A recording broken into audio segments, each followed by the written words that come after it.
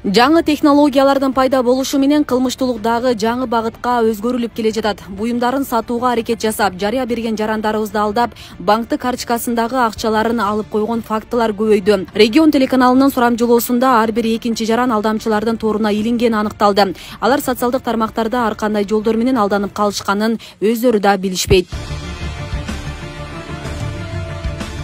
Мошенниктер көбөйүп кетти, особенно Лалофо деген жерлерде өтө көп мошенниктер болот. Ар кандай этият болуш керек, карталарды көрсөтпөш керек. В первую очередь карталарды сурайт. Бир таанышым, досум алып коюшту ушинтип картасын. Түзүгүлө сум алып коюшту. Менде эмне болду? Квартира боюнча болду. Квартира боюнча рекламага беришкен, занят эткенге залог акча которулуп, оказывается фаршой болуп чыкты. Акча салгыла деп акча которгондон кийин ал өчүрүп коюп, ошол бойдон ал ака деле өтө катуу ооруп, неме болушту, инсульт болупчу. Салдым акчаны. Эртеси күнү сразу же заблокированный. Жана шылуундар көбөйүп кетти. Ар кандай жолдор менен жарандарды алдап картасындагы же болбосо банктык шотторунда акчаларды алганга аракет кылгандар көп.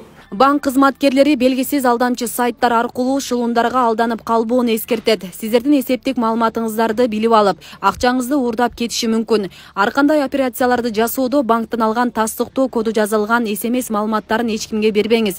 SMS растоолору сиз үчүн гана экендигин эстен чыгарбоо айтылат. Бул сиздин картаңыздын пин конверти, ичинде сыр сөзү катылган. Сыр сөзү эч кимге көрсөтпөшүңүз керек. Жашыруун, сиз гана билесиз. Маалымат коопсуздугу боюнча бөлүм, ошондой эле ар бир тийиштүү банктын аймактагы бөлүмдөрү жарандарга бат-бат маалымат берип турат. Буга чейин учурлар болгон.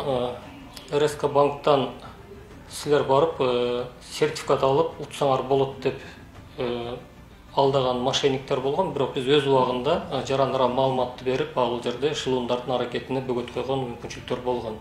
Учурда кибер кылмышкерлер алдамчылыктын жаңы түрлөрүн жана схемаларын ойлоп табышууда. Бул боюнча Жалал Абад облустук ички иштер башкармалыгына жыл башынан бери миңдеген жарандардын билдирүүлөрү түшкөн. Анын ичинен 329 кылмыш иши козголгон. Келтирилген зыян 196 миллион 719 миңди түзгөнү маалымдалат. 329 иштин болгону 126сы бириктирилгендер менен биригип, 126сы гана соттун кароосуна жиберилиптир.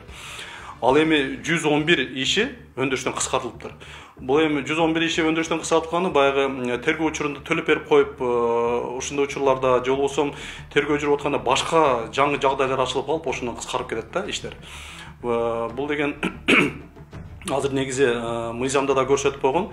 Эгерде тил каты бар болсо, же болбосо келишим түзүлгөн болсо, же болбосо обязательство деп коет, милдеттемелери бар болгон болсо, анда кылмыш 24 сааттын ичинде кыскарыш керек, материал кылмыш кодон баш тартылыш керек деген мыйзам бар да. Алдамчылык фактысы Кыргыз Республикасынын кылмыш жаза кодексинин 209-беренесинде каралган. Биринчи, экинчи бөлүмдөрү анча оор эмес кылмыш болуп, 5 жылга чейин камакта кармоо түрү бар. Ал эми 4-бөлүгү өзгөчө оор болуп эсептелинип, 5-10 жылга чейин жазага тартылат. Асия Сыдыкова, Замирбек Тойчубаев, Регион телеканалы, Жалал Абад.